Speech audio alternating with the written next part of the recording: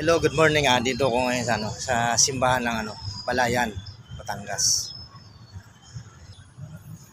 Ayan, Balayan, Batangas.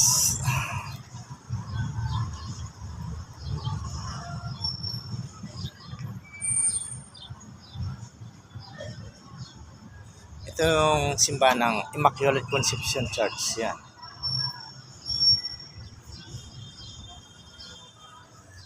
Real talk muna tayo.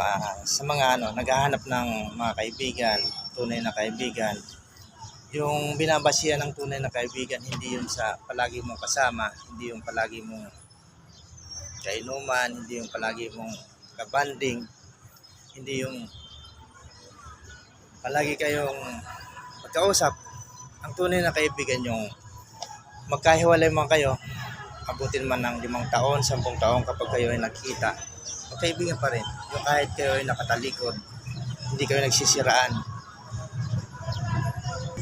Kasi marami magkaibigan magkaibigan lang sa salita, pero pag nakatalikod na, nagtutuklawan. Pagkatapos, ang pinakamagandang kaibigan talaga yung kung mamimili ka rin lang yung mga magulang. Kasi pag balibalik na rin mo man ang mundo, ang tunay mong kaibigan, yung mga magulang, yun talaga dadamay sa'yo. Yun talaga tutulong sa'yo. Dahil, sabi nga, hindi daw pwedeng makipaglibing yung taong pinapaglibingan mo. Isa siyang malalim na salita at talimhat. Ibig sabihin, sino man ang tinulungan mo, ano man nagawa mo sa kapwa mo, huwag mo lang asahan na gagawin din sa'yo. O kaya huwag mo rin asahan na tutulungan ka rin niya. Kahit madalas, kung sino pa yung tinulungan mo, yun pa ang tatalikod sa'yo. Yan ang natin dito sa mundo, yan ang batas. Saka pinakamasarap na kaibigan yung mga magulang, sunod yung mga kapatid. Kasi ang magkapatid, kahit nag-aaway-away, magkapatid pa rin kayo.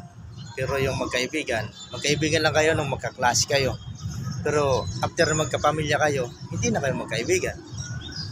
Magkaibigan lang kayo dahil magkasama kayo sa trabaho. Pero pag hindi na kayo magkasama, kapag kayo nagkita, hindi na rin kayo magkaibigan. Pero ang magkapatid, kahit mag-away yan, magkakasundo yan, dahil magkapatid yan, magkadugo yan. Lalo na yung mga magulang. Ayan po, kaya po sa mga sa mga subscriber ko, sa mga followers ko, salamat sa inyong suporta. Magandang kaibiganin natin ang ating mga magulang, ang ating mga kapatid, at higit sa lahat, mas magandang kaibigan natin ang Diyos. Ano mang problema, ang mga pagsubok natin hinaharap, mas maganda yung sa Diyos natin ilalapit. Sa Diyos natin sasabihin, hindi sa mga kaibigan na pansamantala lamang. Salamat po. God bless you all sa ating lahat. Ingat tayo lahat.